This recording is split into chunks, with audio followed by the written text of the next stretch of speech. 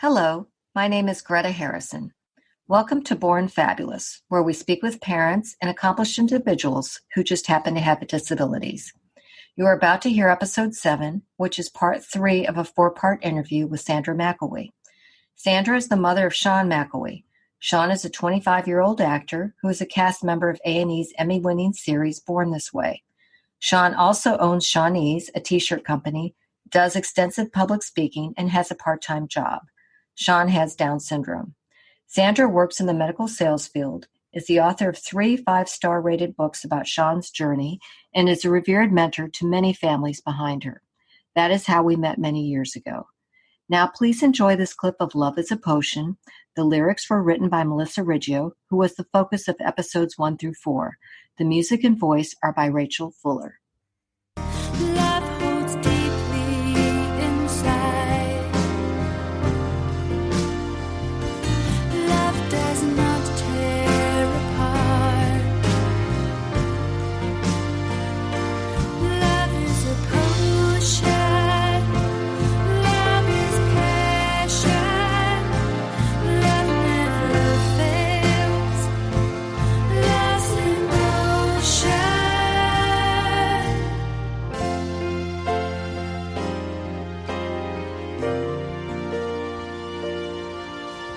Right. Tell me, what does Sean like to do for fun? Well, he loves to bowl. He loves to go on dates with his girlfriend. He loves to think up shirt ideas all the time. He plays video games. He has an Xbox and loves it. We've got a new puppy and he loves playing with her. He loves to golf. Pretty much any sport he loves to do. He's very athletic. He got that from Dad, not me. And he played sports in school too, didn't he? No. When I say school, maybe like junior, or was it junior high? He did play a lot of sports. Well, he was okay. So sports started young. Physical therapy is physical therapy, but actually doing something is better physical therapy. So we got his X-ray for his neck at 2.5, and we were told he passed, but that's another story in itself. And we started a mommy and me gymnastics class, and so gymnastics was his first sport. And of course, what's a physical therapy goal? Jumping. Well, where better to learn how to jump than at gymnastics on a trampoline? And so he started gymnastics at 2.5 years old. Then at 5, when soccer started, we enrolled him in the regular AYSO soccer team, because at that age, none of them know what to do. I mean, all the kids are chasing the ball and they don't even start keeping score for a couple of years, for 2 or 3 years. So we signed him up for soccer, and he ran around the field and he kicked the ball, and then we signed him up for baseball. But we went ahead and did the special baseball team, the Challenger baseball team, through Little League. And I can't remember why we did that versus a regular baseball team, because he could have done a regular baseball team too. But my husband had a potential to be a minor league ball player, but he blew his arm out. And so he was pitching to Sean at 4 years old, and Sean was hitting with his little plastic bat and his plastic ball. He was hitting pitched balls at 4 years old. Then, let's see, gosh, what else did we do? So he did baseball. We had to finally give up gymnastics because we had so many other things going on. Baseball and soccer. Our community recreation department started a basketball league for little kids. Oh my gosh, he would sit there and try so hard to hit the basket. I mean, the ball would barely hit the bottom of the net. And the net was lowered to 8 feet. And he couldn't make a basket that first season to save his life, but he didn't give up. We ended up buying a basketball goal, putting it on the driveway, and he would spend hours shooting baskets on the driveway. And now, it's nothing but net. So that, and then they started a volleyball league. So we signed him up for the volleyball league. So every sport And it wasn't so much for anything other than him to know how to play the games. And when he was in high school, okay, so junior high was horrible. We had this really blessed elementary school experience where he was fully included, and he was fully included in everything. Even he was in choir. He'd sit down halfway through the performance because he was too tired to stand up because it was at night, after the long day of school and stuff. They didn't care. He could sit down. Nobody cared that he sat down. So we go to junior high. Before we get to junior high, we had the whole team from the elementary school, the principal, the school psychologist, the inclusion specialist from the district, his aide. Everybody went to the junior high to meet with the principal to say, here's what we've done that's been successful. And the principal wouldn't listen to anybody. He simply sat there and talked for the entire hour, and didn't allow anyone a chance to say a word, and basically set Sean up for failure. He told us in that meeting, we've never done inclusion here before. I've checked with the principals at the other intermediate schools in the district. They've never had one successful inclusion case. So this is going to fail. And I said, well, being the ever consummate salesperson, that my job is to overcome objections. I said, well, won't it be a feather in your cap when you have the first successful inclusion student? Because my son is not a case. I didn't say that, but I was thinking, he's not a case, he's a student. And then he said, feathers? I don't need any more feathers. I retire in 2 years. And that was it. He just wanted to slide on out without doing anything special. So he set Sean up for failure. 7th grade was a living hell. And we skipped 8th grade. It was intermediate school, so it's only 7th and 8th grade. We skipped 8th grade, went on to high school. I said, those teachers have been in the break room, Sean, all year, and telling everybody, all the other teachers about, this horrible child. And, he doesn't need one more year of this. And honestly, if we'd have kept him there one more year, I think that would have done him in. He would have completely been toast. He would have hated school when he loved school up to that point. So we went on to high school. Well, now all of his friends are a year behind him at a different school. He doesn't have any friends. He doesn't know anybody. So he's going up to people at lunch, trying to talk to them. They don't know him. They're just like, okay, can't understand him. He doesn't have any sense of belonging because he doesn't belong to a group. In high school, it's so important to belong to a group. And so I said, look, he needs to be a member of a club, and he needs to be, a assistant, because every fall you see all these football teams that have an assistant with Down syndrome, and they're, all these media about it, and on and on and on. Well, he needs to be an assistant for a sports team. He needs to be something. Well, they asked every sports team, and the only one that allowed Sean to be their assistant was the baseball team. And the minute Sean started working with the baseball team, everything changed. He sat with the baseball players at lunch. He, was with them after, 7th period only. He didn't actually go after school, and was on the practice field with them. Went to every game that was home game. That was another problem. But anyway, that's he didn't get to go to the away games unless I took him. But he had a sense of belonging, and he had a group he belonged to, and everything changed. His behavior at school was completely different. He felt accepted. He felt loved. Well, the second year, the baseball coach just didn't want to mess with it anymore, and he decided that Sean wasn't going to be an assistant anymore. And so he tells the baseball players, Sean's not going to be our assistant this year. Oh my gosh. They went nuts. They started, saying, you can't do that to him. He loves this. He's, this is, makes his day every day. And they wrote letters. They had their parents call the school. They really seriously, pun intended, went to bat for Sean. And we go to this meeting, and I'm expecting, I already knew the coach didn't want Sean to be on the team anymore. And I asked for them to invite some other coaches to come. And so I go to this meeting, not sure what team's coach is going to be there. And I see the baseball coach. And I'm like, what are you doing here? We already know you don't want Sean. You're just going to pound it home, And he says, Sean is welcome to be an assistant on my baseball team. When I told the boys that he couldn't be an assistant anymore, they beat me up.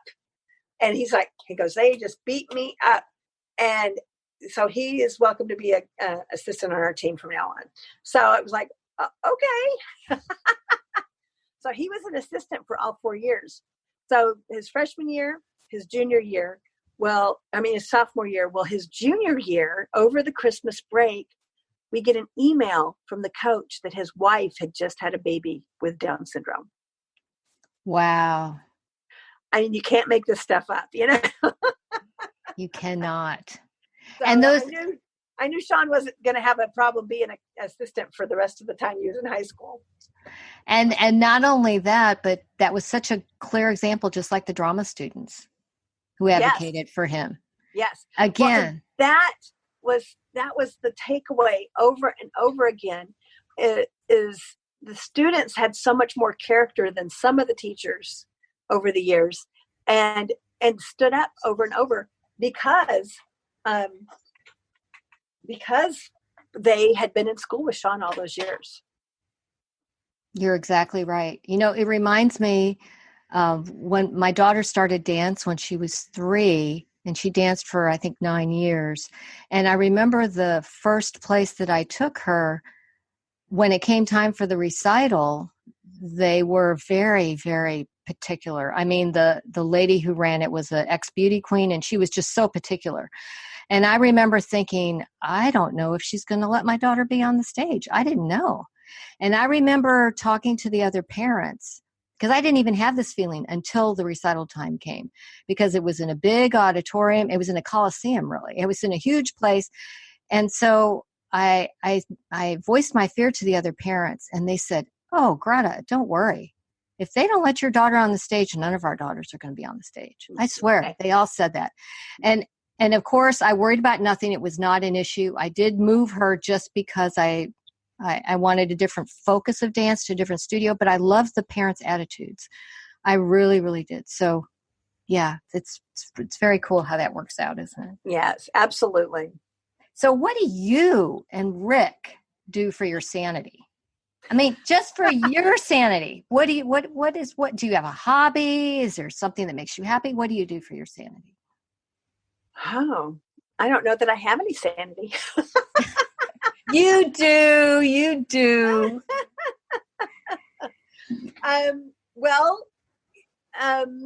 Currently I haven't been exercising, but I used to exercise on a regular basis, but I need to get back to doing that.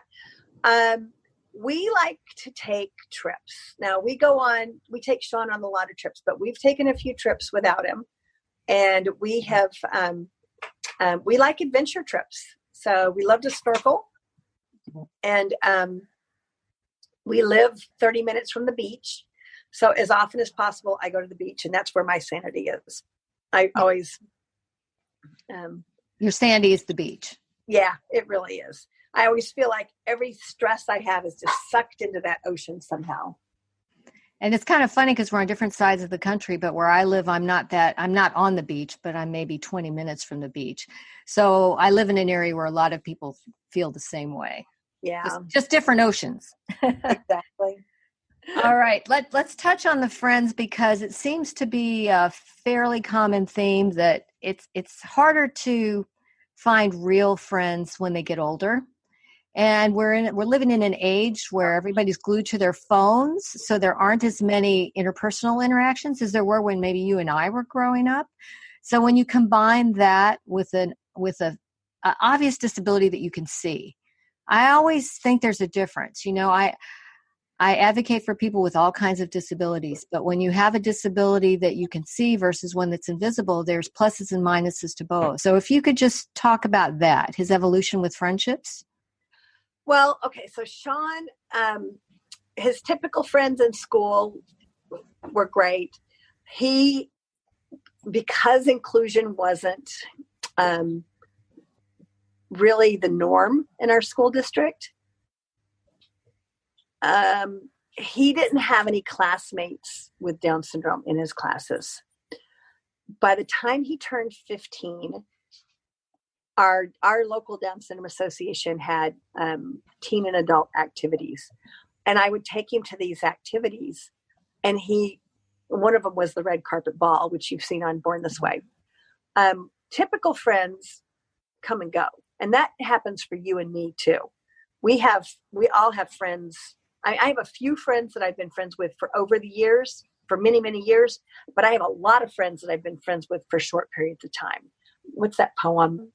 There's a saying that's like friends for a season, friends for a reason. I don't know what it was. Anyway, So I've got a lot of friends that I've had for, like my PTA friends in elementary school. We'll still get together every once in a while, but I don't see them on a regular basis. But I've got my best friends that I've had for over the years. Anyway, so friends come and go for all of us. Long story short, when our kids have friends that aren't typical friends and can't drive them to go do things, we've got to drive them. We've got to be the ones making the effort.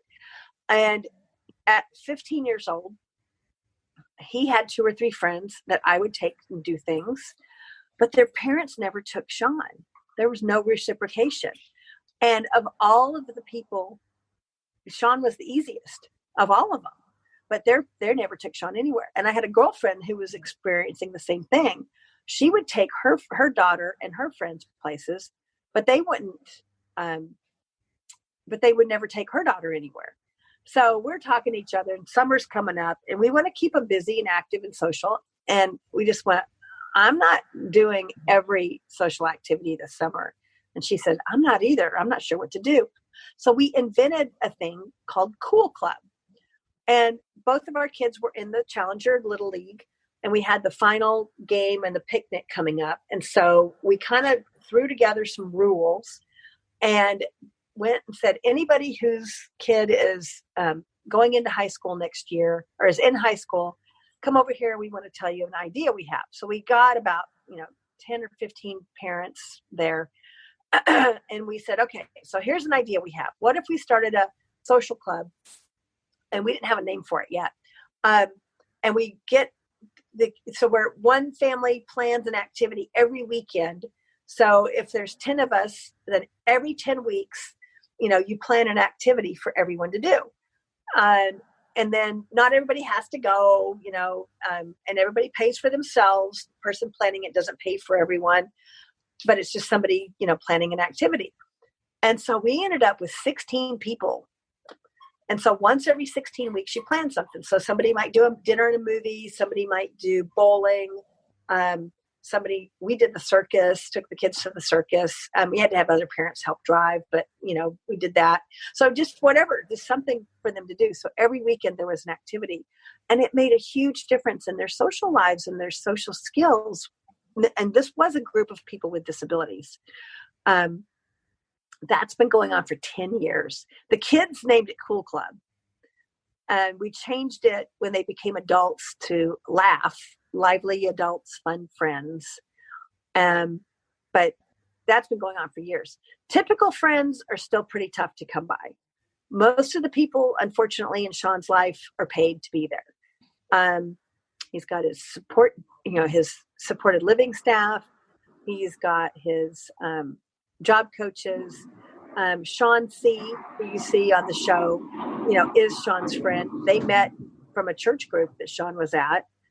And, but his friends from elementary school and high school, they moved. They don't live here. It's really expensive to live in Orange County. So they don't live around here. So he just doesn't have, those friendships have not continued over the years, unfortunately.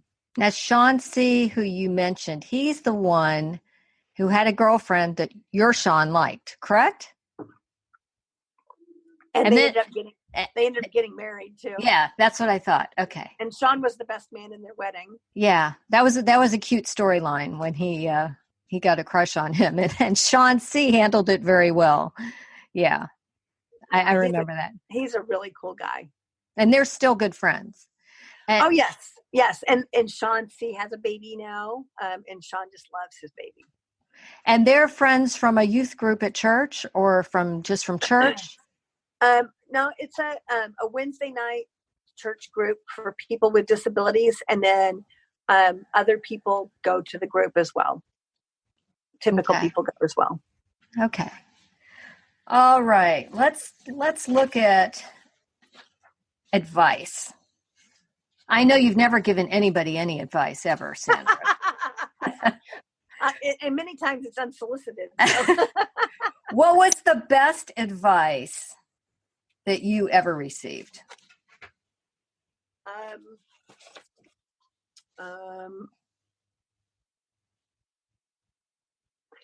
To fight for full inclusion.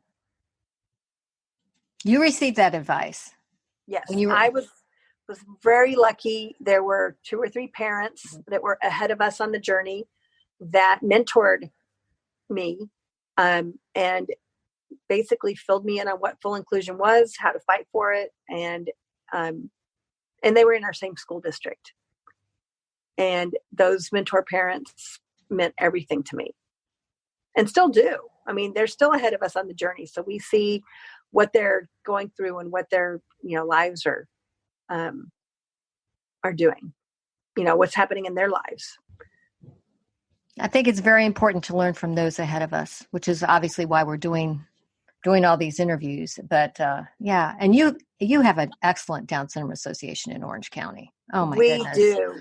You it's have a fabulous. rock star association. Yeah, We really do. We have Kelly Perez, the director, is just amazing. She has a daughter with Down syndrome. I mean, we go to these Down syndrome associations across the country that Sean speaks at and things, and there's a lot of really good ones out there. But we are so fortunate to have the one we have. And you have Dana Halley too. Yeah.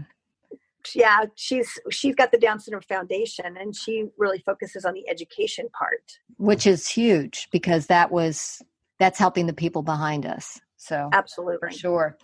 Now, what advice do you give? Well, number one, never, ever, ever give up on your child, because you just don't know where they're gonna end up. I mean, if someone had told me when Sean was born that one day he's going to be on TV, he's going to have his own T-shirt line, he's going to be a keynote speaker. I mean, okay, my kid who couldn't articulate 3 words together, who ran his words together at 18, keynote speaker, how did that ever happen? How did he end up on TV? Honestly, we just never told him no. We just said, okay, let's figure out how to do this. And when I wrote the first book,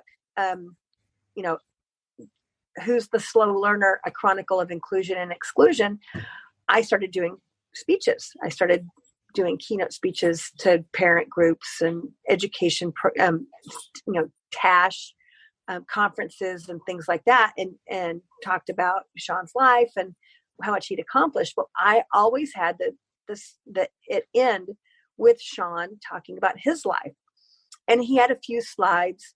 So I would end at elementary school because I wanted to keep it positive. And then he would start off, in high school, I went to dances, and we put all of his words on the slides. So if somebody couldn't understand him, they could at least read what he was saying. So he was getting the practice doing that. And then people started wanting him to be the speaker, not me. And I'm like, oh gosh, we're going to have more than a few slides for Sean. And so I kind of kept it the same. I wrote it and said, okay, I went to dances in high school. I was the assistant for the varsity baseball team. I was this, I was that. And then one day he goes, Mom, my speech is boring. I need a new speech. And I go, thanks. I said, well, what do you want it to say? And he said, I want people to know that I have dreams and that they have dreams, and the dreams can happen because it could happen. Because if you don't give up, it could happen. And I said, oh, that's good. And so we're driving to LA in the rain. It's going to take us forever to get where we're going because we're only going 5 miles an hour. But I turned the recorder on my phone and I said, okay, keep going. Tell me what's going on. And he says, well, you know how I never give up because it could happen.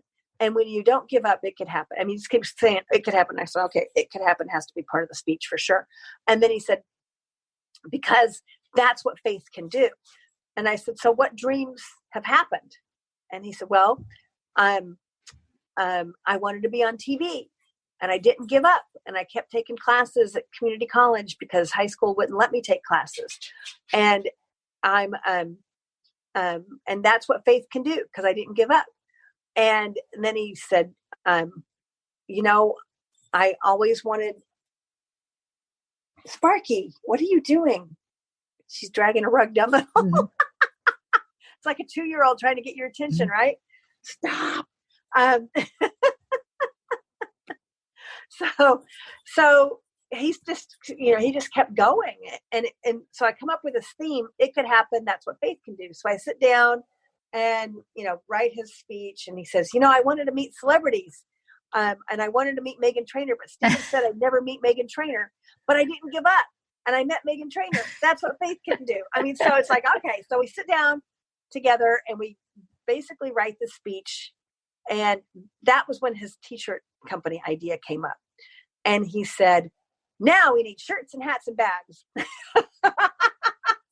I go, okay. So I thought we'd do a shirt that said, it could happen. And one that said, that's what faith can do. And that would be the end of it. And 120 designs later, he's still going. Thank you for listening to the 7th episode of Born Fabulous. I hope you enjoyed it and want to hear more. Episode 8 will be the last part of my conversation with Sandra McElwee. In that episode, Sandra talks about her faith in this journey, Sean's gifts, goals and dreams for Sean, Sean's onesie campaign to help new families, discrimination, getting TV interviews, and much more. Sandra is a great storyteller. Episode 8 comes out May 17th. To see more about Sean, including family photos, visit www.bornfabulouspodcast.com. If you haven't already, please subscribe to Born Fabulous Podcast on iTunes or any podcast directory. Now please enjoy this clip of The Ring. Lyrics are by Melissa Riggio, who was the subject of episodes 1 through 4. The music and voice are by Rachel Fuller.